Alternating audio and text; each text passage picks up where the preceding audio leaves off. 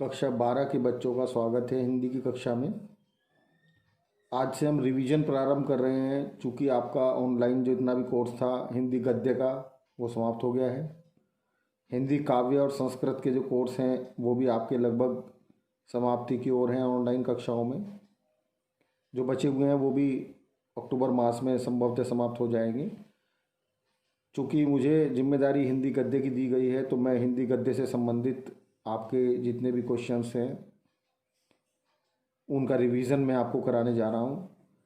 आप लोगों से मुझे उम्मीद है कि जो मैं प्रश्न यहाँ पर बताऊंगा उन्हें आप नोट कर लेंगे, उन्हें पढ़ेंगे। आगामी कक्षाओं में मैं आपको एक बार पूरा का पूरा रिवाइज करा दूंगा। जो मुख्य हमारे गद्यांश हैं पद्यांश हैं उनकी व्याख्या कराऊंगा। जो भी इम्पोर्टेंट सामग्री है हमारे लिहाज से एग्जाम के पॉइंट ऑफ व्यू से, अगर आप हमारी ऑनलाइन कक्षाओं को भी ध्यान से पढ़ते रहेंगे तो मैं निश्चित मानता हूं कि आपके 85-90% से ऊपर नंबर आ जाएंगे। हिंदी में कोई दिक्कत नहीं होगी।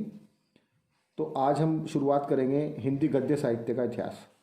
हिंदी गद्य साहित्य के इतिहास में कुछ प्रमुख क्वेश्चन हैं, आप समझ सकते हैं। पहला क्वेश्चन है, हिंदी की कितनी उपभाषाएं हैं? तो ये सवाल आया हुआ है गत वर्षों में। इसमें आपको उत्तर लिखना है कि 3 भाषाएं हैं, प्रमुख उपभाषाएं मुख्य रूप से राजस्थानी, पहाड़ी और बिहारी।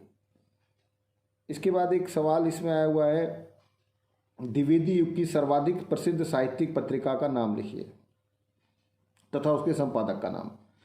या फिर इस तरीके से भी आ जाता है सवाल, सरस्वती पत्रिका के संपादक का नाम लिखिए।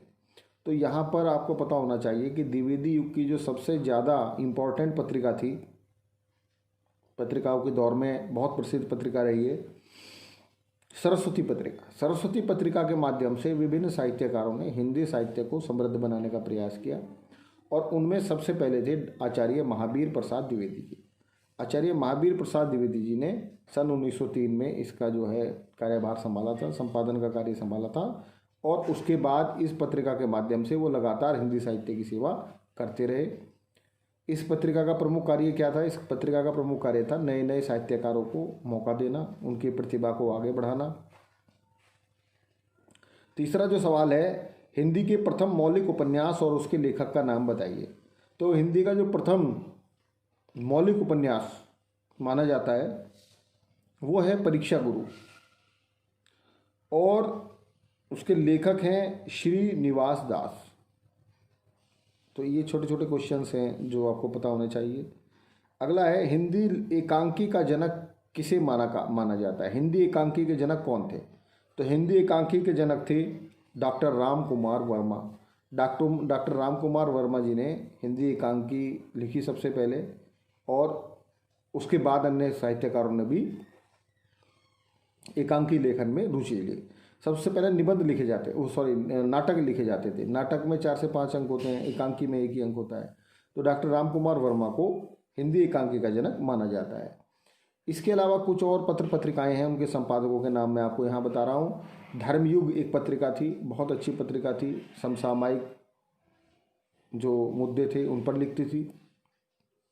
उसके जो मेरे पास आज भी कई सारी धर्म युग पत्रिकाएं रखी हुई हैं।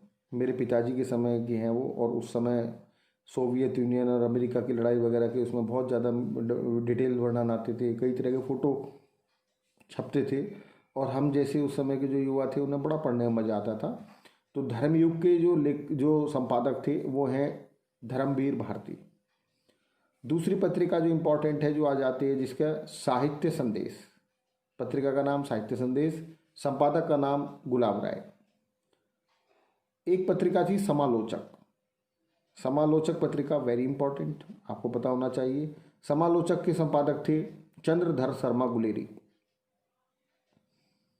इसके अलावा हंस के संपादक प्रेमचंद जी थे।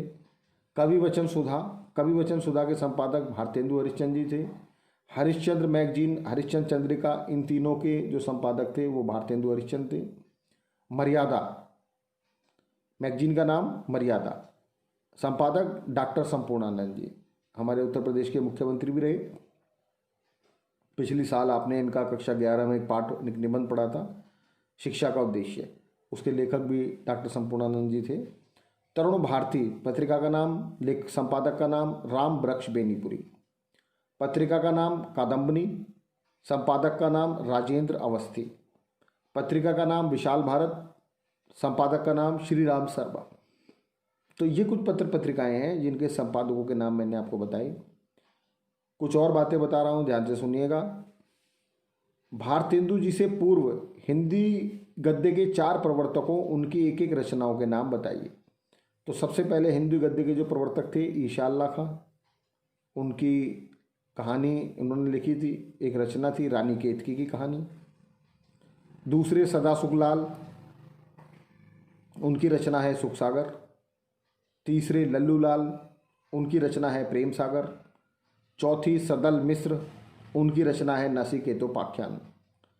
तो ये 4 आपको जरूर पता होनी चाहिए, वेरी इंपॉर्टेंट।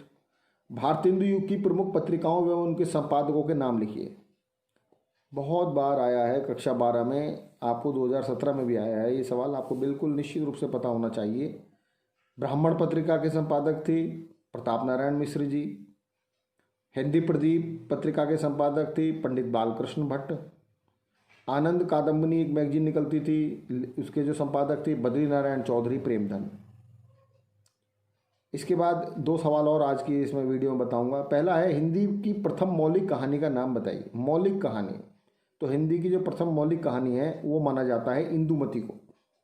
उसके लेखक थे किशोरी लाल गोस्वामी।